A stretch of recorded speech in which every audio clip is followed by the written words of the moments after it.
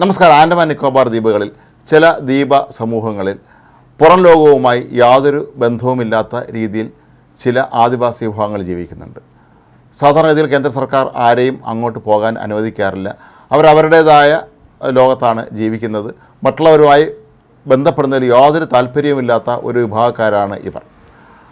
എന്നാൽ ഇപ്പോൾ പുറത്തു വരുന്നൊരു വാർത്ത, ഒരു അമേരിക്കൻ പൗരൻ ഈ ദ്വീപിലേക്ക് അതിക്രമിച്ച് കയറിയിരിക്കുന്നു എന്നുള്ളതാണ്. ഇയാളെ ആൻഡമാൻ പോലീസ് പിടികൂടിയിട്ടുണ്ട്. 5 വർഷം വരെ തടവ് ശിക്ഷ ലഭിക്കാവുന്ന കുറ്റമാണ് ഇയാൾ ചെയ്തിരിക്കുന്നത്. 200ഓളം ആളുകളുള്ള ഒറ്റപ്പെട്ട ഗോത്രമായ സെൻറ്റിനൽ വംശജരുടെ വാസസ്ഥലമായ നോർത്ത് സെൻറ്റിനൽ ദ്വീപിലാണ് ഇയാൾ എത്തിയത്. മൈഖേലോ മിഷ്ക പോളിയാക്കോവ് എന്നാണ് ഇയാളുടെ പേര്. ഇയാളൊരു ചെറു ബോട്ടിലാണ് അവിടെ എത്തിയത്. അവിടെ എത്തി ആളുകളാരും കാണാത്ത സാഹചര്യത്തിൽ ഇയാൾ പലതവണ വിസിലടിച്ചു എന്നാണ് പറയുന്നത്. എന്നിട്ടും ആരും വന്നില്ല. ഇയാളുടെ കയ്യിൽ ഒരു പെട്ടി നിറയെ കൊക്കക്കോളയും അതുപോലെ തേങ്ങയും ഉണ്ടായിരുന്നു. ഇയാൾ ഏതാണ്ട് 5 മിനിറ്റോളം അവിടെ ചുറ്റിത്തിരിഞ്ഞതിന് ശേഷമാണ് മടങ്ങിയെത്തിയത്. ഇയാൾ മടങ്ങുന്ന സാഹചര്യത്തിലാണ് മീൻപിടുത്തക്കാർ സംശയകരമായ സാഹചര്യത്തിൽ ഒരാൾ ബോട്ടിൽ വരുന്നത് കണ്ടത്. അവർ അപ്പോൾ തന്നെ പോലീസിനെ വരെ അറിയിക്കുകയും പോലീസ് ഇയാളെ പിടികൂടുകയും ചെയ്യുകയായിരുന്നു. ഇയാളെ ദ്വീപിലെത്തിയതിന് ശേഷം അവിടെ കണ്ട കാര്യങ്ങളൊക്കെ തന്നെ ചിത്രീകരിക്കുകയും ഇത് യൂട്യൂബിൽ പോസ്റ്റ് ചെയ്യുകയും ചെയ്തിരുന്നു. നേരത്തെ ഇയാൾ പ്രശ്നക്കാരനായിരുന്നു എന്നാണ് പറയപ്പെടുന്നത്. അഫ്ഗാനിസ്ഥാനിലെ താലിബാൻ അധിനിവേശ മേഖലകളിൽ ഈ വർഷം ആദ്യം ഇയാൾ എത്തുകയും അവിടെ പല മേഖലകളിലും പോയി സന്ദർശിച്ചതിൻ്റെ വീഡിയോകൾ ഇയാൾ യൂട്യൂബിൽ പോസ്റ്റ് ചെയ്തിരുന്നു. ഇതെല്ലാം തന്നെ ഇപ്പോൾ ആൻഡമാനിലെ പോലീസ് പിടിച്ചെടുത്തിട്ടുണ്ട്. ഇയാളെ ഇപ്പോൾ പോലീസ് ചോദ്യം ചെയ്ത് വരികയാണ്. എന്താണ് ഇയാളുടെ സന്ദർശന ഉദ്ദേശ്യം എന്നുള്ള കാര്യത്തിൽ ഇനിയും സംശയങ്ങൾ ബാക്കി നിൽക്കുകയാണ്.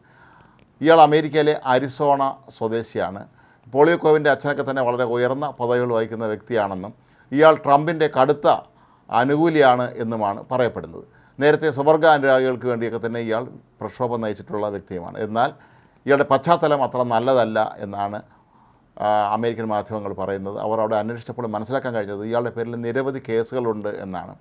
അമിത വേഗത്തിൽ വാഹനം ഓടിച്ചതിന് പലതവണ ഇയാൾക്ക് പിഴ ചുമത്തിയിരുന്നു.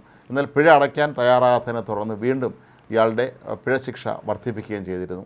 അതിനിടയിലാണ് ഇയാൾ ഏഷ്യൻ രാജ്യങ്ങളിലേക്ക് എത്തിയത്. ഇയാൾ നേരത്തെ ഒരു ബാറിലും ജോലി ചെയ്തിട്ടുണ്ട്.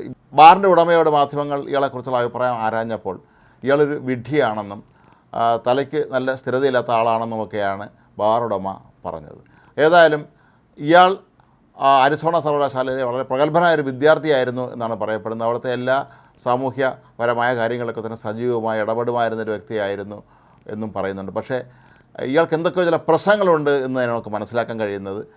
ആർക്കും പ്രവേശനം അനുവദിക്കാത്ത ഈ ഒരു മേഖലയിലേക്ക് എന്ത് ഇയാൾ കടന്നു കയറിയെന്ന് ആർക്കും മനസ്സിലാവുന്നില്ല. സാധാരണഗതിയിൽ ആരെങ്കിലും ഈ ദ്വീപിലേക്ക് കടന്നു ചെന്നാൽ ആദിവാസികൾ ചെയ്യാറുള്ളത് അവർ അമ്പെയ്ത് അവരെ കൊല്ലാറാണ് പതിവ്.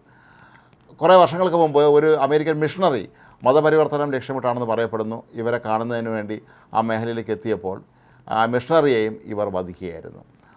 കുറേ നാളുകൾക്ക് മുമ്പ് 2 മത്സ്യബന്ധന തൊഴിലാളികൾ അവർക്ക് വഴിതെറ്റി ഈ ദ്വീപ സമൂഹത്തിൽ നിന്ന് പെടുകയും ഇവരെ ആദിവാസികൾ പിടികൂടി വധിക്കുകയും ചെയ്തിരുന്നു.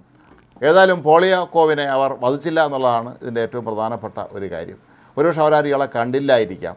ഇയാൾ അവിടെ പോയി വിസിൽ മുഴക്കിയിട്ടും കൊക്കക്കോളയും തേങ്ങയൊക്കെ എത്തിച്ചിട്ടും തന്നെ അത് ഏറ്റുവാങ്ങാൻ ഒരുപക്ഷെ ആരും എത്തിയിരുന്നില്ലായിരിക്കാം. ഇയാളെ കണ്ടിരുന്നെങ്കിൽ അവർ തീർച്ചയായും ഇയാളെ ആക്രമിക്കുമായിരുന്നു എന്നുള്ളത് ഉറപ്പാണ്. ഏതായാലും ചോദ്യം ചെയ്തതിൻ്റെ അടിസ്ഥാനത്തിൽ ഇയാളെക്കുറിച്ചുള്ള കൂടുതൽ വിശദാംശങ്ങൾ ലഭിക്കും എന്ന പ്രതീക്ഷയിലാണ് ആൻഡമാനിലെ പോലീസ് സംഘം.